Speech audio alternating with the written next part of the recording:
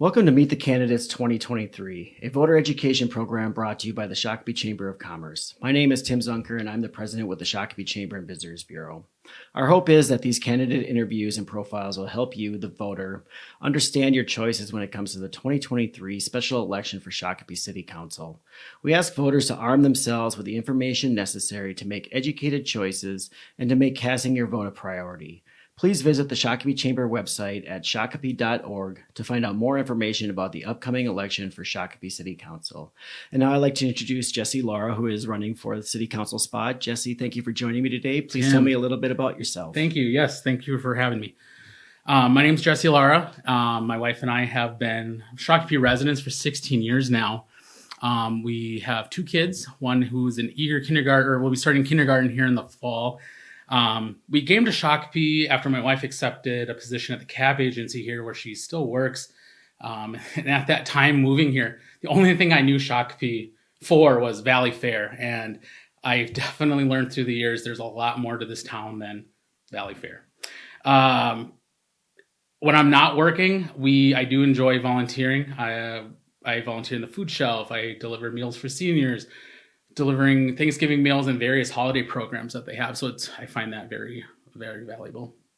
Great. Thank you, Jesse. Well, let's get started with the questions. Why are you running for City Council?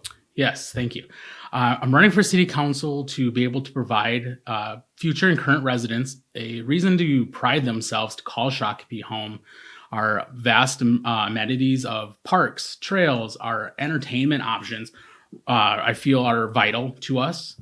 I want to offer a balanced view to the City Council, not defaulting to status quo.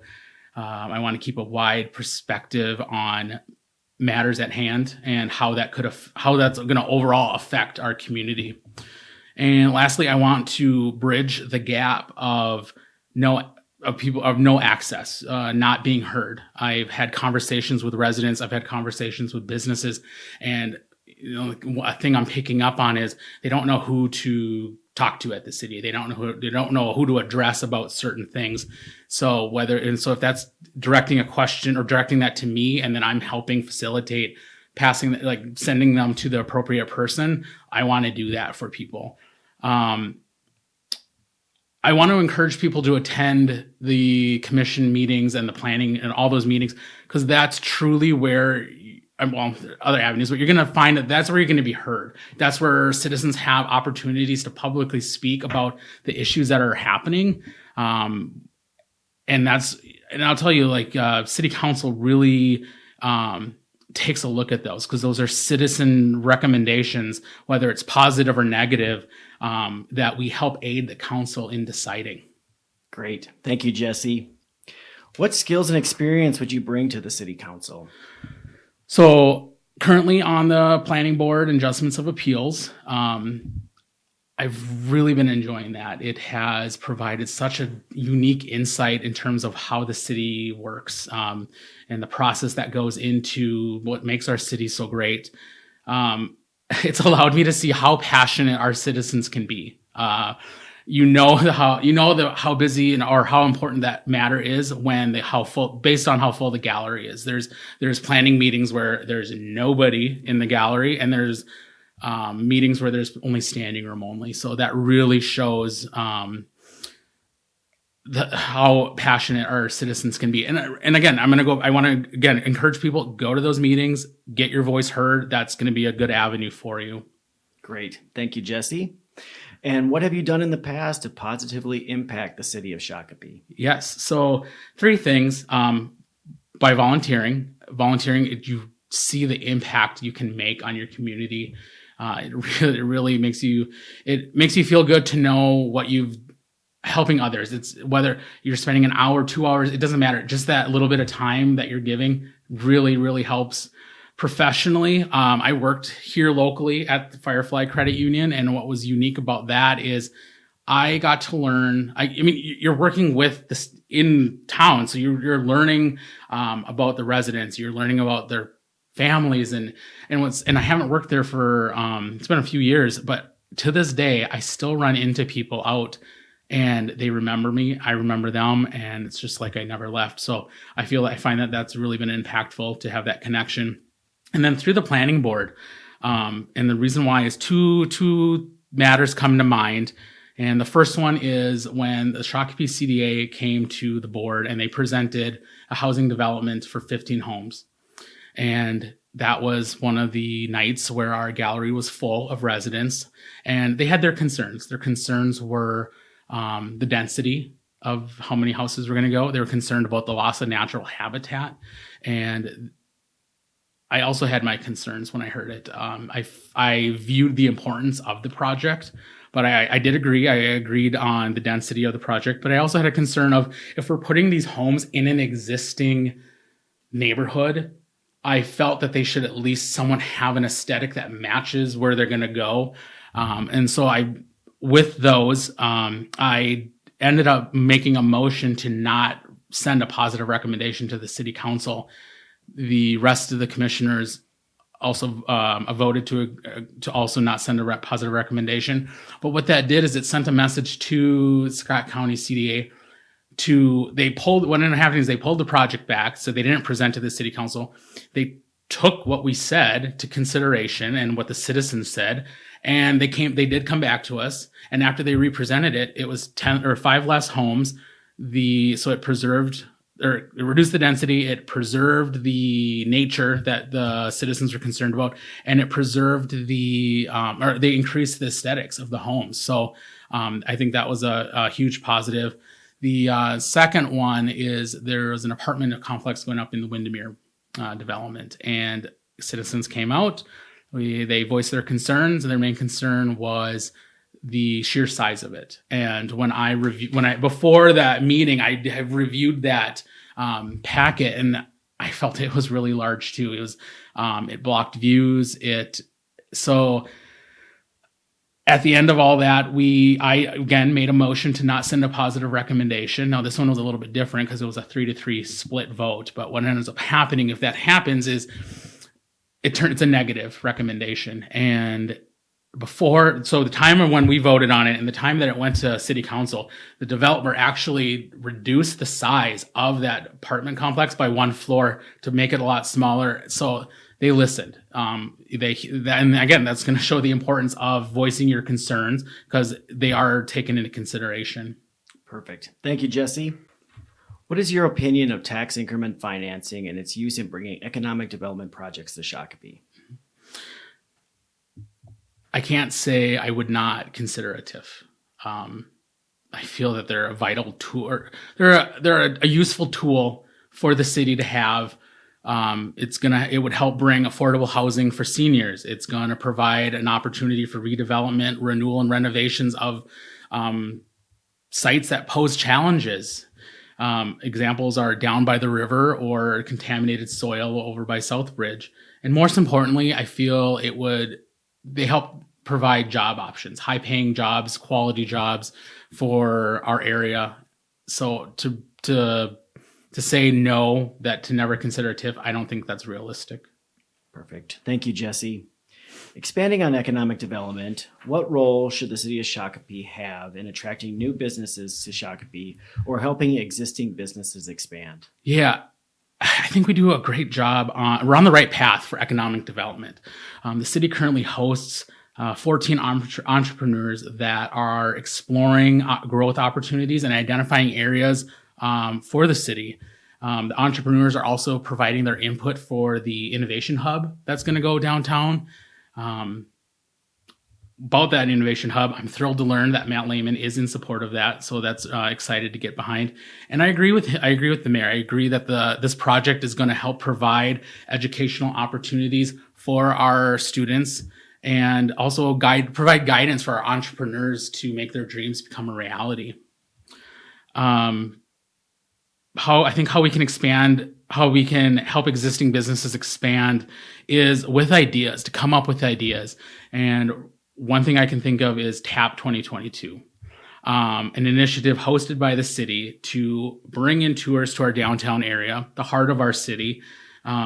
It's bringing in people in to patronize. Now, had that not something that we came up with, another city's going to come up with it, and all of a sudden, all that revenue, all that tax dollars, all that tourism, that's going somewhere else where we could have captured that. And I'm excited to hear that it's going to make a return, because these people are coming in, they're patronizing downtown, they're eating at our restaurants, they're staying at our hotels, they're making Shakopee an area that maybe they never considered before. No, that's great. Actually, we'll touch on that, is that it's actually going to expand. So that's exciting news. There's going to be some new things touched on with it. So Fantastic. Very exciting. What do you see as the most important issues facing Shakopee, and what would you do to address them? I want to use this question to talk about the recent news of the THC ordinance, the licensing. I'm 100% for adults doing their thing. If it's legal, you do you. I'm 100% for businesses to also be able to sell products legally. Again, if it's legal, I want you to sell it. After reading that article in the Shakopee Valley News about the THC violations, I had some questions myself, questions that if I was on city council, I would have raised. So I reached out to the Shakopee Police Department and to get those questions answered. And so the questions that I had were, how were the business owners notified of that they were not in compliance? And I was told that they made a visit. They asked for the business owner and or the manager, and explained to them the moratorium is simply just an educational visit, but explaining what's going on. They left their business card, and then they also importantly sent a letter to the business. So again, there's that next point of contact. Two of the businesses, as we know, took down their product willingly, and the others were 2 weeks later, we're still found selling products that we asked them not to, or the city asked them not to. I see that adults should be able to do as they see fit, but it's hard for me to get behind businesses that are not acting lawfully. And so I'm glad to see that there are businesses starting to get granted their THC licensing, but it's hard to be empathetic for non-law abiding businesses. I think there's some room for improvement there. Great. Thank you, Jesse. And in your opinion, should city taxes be reduced? And if so, how should spending be reduced to balance the budget? Yes, I do feel city taxes should be reduced. How I want to build on that answer is I want to continue on the conversation that Delaney had in his interview, and how I shared the same view of we need to find a way to take that burden off of the citizens of Shakopee, because with the statistic of most of the crimes being committed from people that are outside Shakopee, they're coming into our town to take advantage of the amenities and the entertainment options. I want to find a way to reduce that burden on our taxpayers, and whether it's whoever we need to talk to, state level, wherever, county level, it's I think that's something that can be explored to help reduce that burden. I want to be a good steward of the taxpayers' dollars. I feel that we need to be a good fiduciary to our citizens. But now that I have said that, I know it's easy to say I want to lower taxes, and I do. But one thing I think is key is awareness. And I want people to know where their tax dollars are going. And here's a way to do that. So I want you to go, and I'll post this on my website, but I want you to you can go to the city website. Under finance, you can enter your property tax. You click on property tax receipt. You enter your taxable market rate of your home, which that's something that Scott County sets. And you're going to see a breakdown of your tax dollars on where they go within the city. And what I want you to ask yourself is, when you're looking this over, when we see reduction, if we can't find a way to reduce that burden on taxpayers through other methods, we need to look at ourselves as a city to see where our taxpayer dollars actually going, and we have to look at the city, not at what I mean. I get it. I'm a homeowner. I saw my property taxes increase, but what we're focusing on is that city portion, and that's what we can control. Look and see the breakdown of where your money's going, and ask yourself, what are you willing to let go? Because as a fiscally conservative city already, it's going to be really tough. And after this recent snowstorm, I think others will agree, you can really enjoy those plowed streets. I think the Public Works did a fantastic job. I'm going to fully support funding make sure the Shakopee Police Department and our fire department have the resources and the tools that they need. And I just, take a good look at that and let's have a conversation based off of that. Thank you, Jesse. That is all my questions. So I'd like to give you the opportunity to give your closing statement and message to the voters. Sure. If elected, what I want you to know is I will give you honesty, balance, motivation, and commitment. So I hope you earn your vote. And you can visit Jesse Lara for Shakopee.com for further explanations of those bullet points. Great. Thank you, Jesse. The views expressed in these interviews are those of the candidates, not those of the Chamber and Visitors Bureau. The Chamber is sponsoring these interviews as a service to the community and has gone to great lengths to ensure the objectivity. The Chamber does not endorse any candidate, but seeks to provide you, the citizens and voters of Shakopee, with the information you need to make an informed choice. The Shakopee Chamber and Visitors Bureau extends a sincere thank you to the candidates. Thank you again, Jesse. Okay. We appreciate your time and your service to our community by running for office. You're performing an important service to us all. Again, thank you for joining us for this edition of Meet the Candidates 2023. Thanks again, Jesse. Thank you.